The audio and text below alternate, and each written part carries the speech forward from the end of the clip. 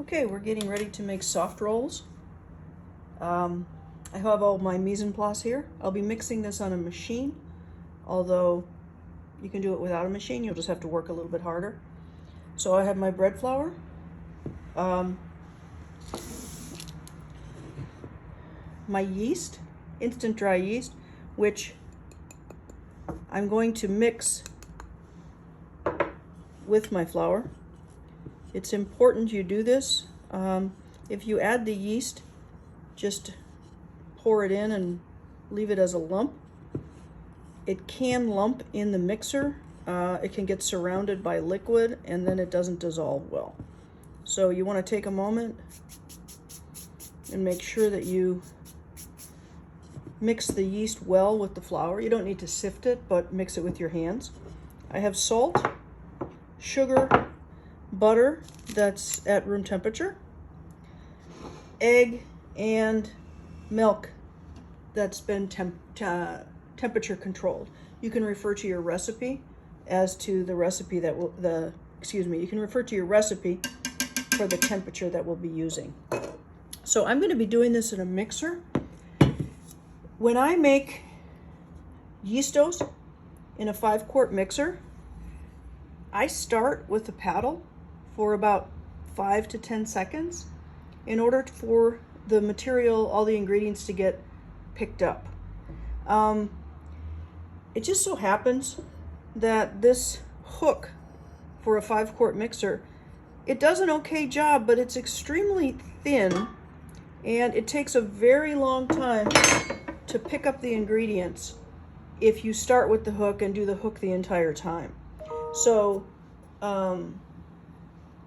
we're going to use the paddle just at the beginning and then the hook.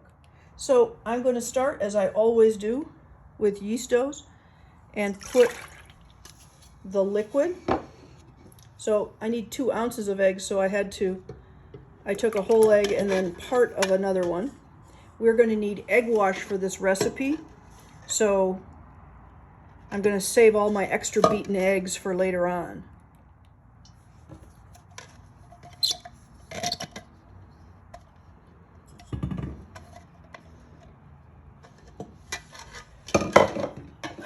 Once I have the liquid in my bowl, I'm going to put in the flour and the yeast mixture, and then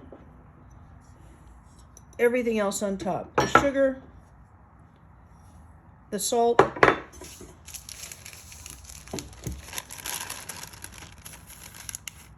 and the butter.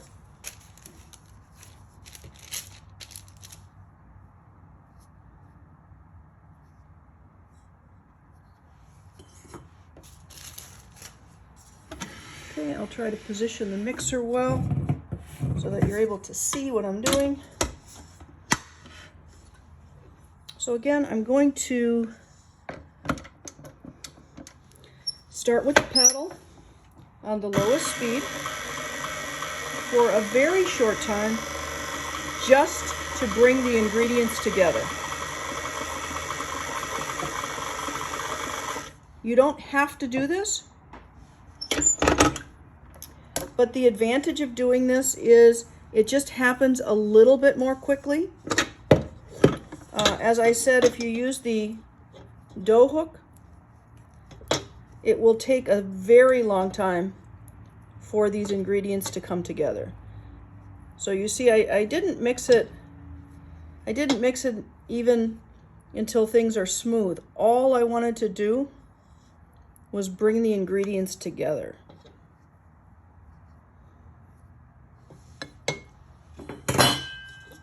I'll just take this opportunity to scrape a little bit since it stopped. And now I'm going to switch to the hook. I'm going to spend at least 3 to 4 minutes on the lowest speed. I want to make sure that I give the flour time to hydrate.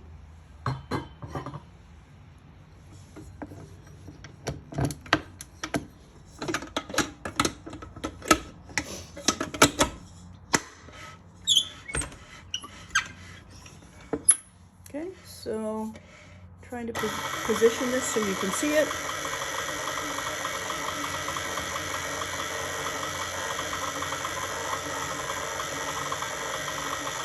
So again, I'm going to spend 3 to 4 minutes on speed 1 to ensure that the flour has hydrated.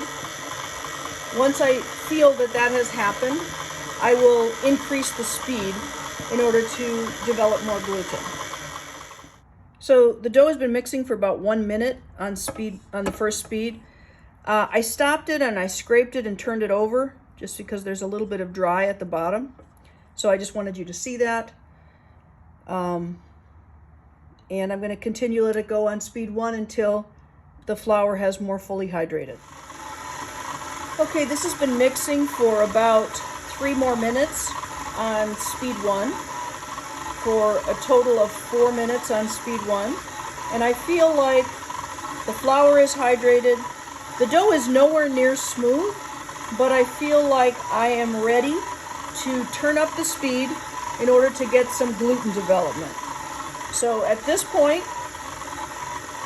it's important that you're looking at the dough, not just going by time. It's a guide.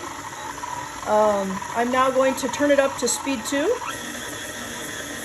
and I will check in periodically to show you how you know when it's ready. I will be timing it as well, but I will stop periodically to show you its progress.